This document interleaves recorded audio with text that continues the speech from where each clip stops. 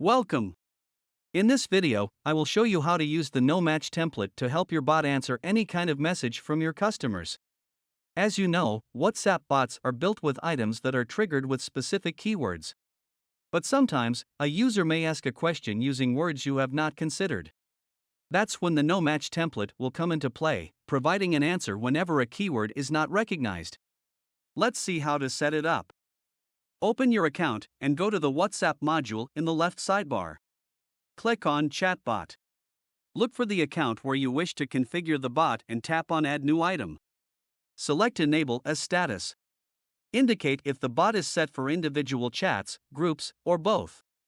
Now, indicate that yes, this is a no-match response. Write a name to identify it. Optionally, give a description. In keywords, put any word, for example, I will use hi.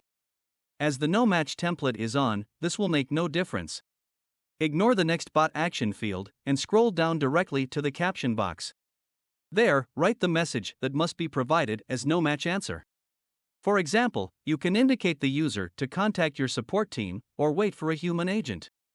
Optionally, you can add an image to accompany it. You could also turn on the AI button and instead of a message, train an artificial intelligence to answer whenever the no match is triggered. Check the corresponding tutorials for detailed instructions. Finally, if you wish to give your bot a more human-like feel, you can add a delay and make WhatsApp show the user that the answer is being typed.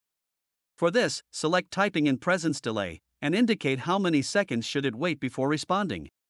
If you do not wish this feature, just leave it in 1 and select the Disable option.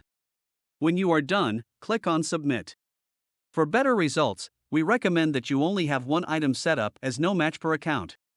Don't forget to visit our tutorials section to find more information about our tools and how to make the most out of them.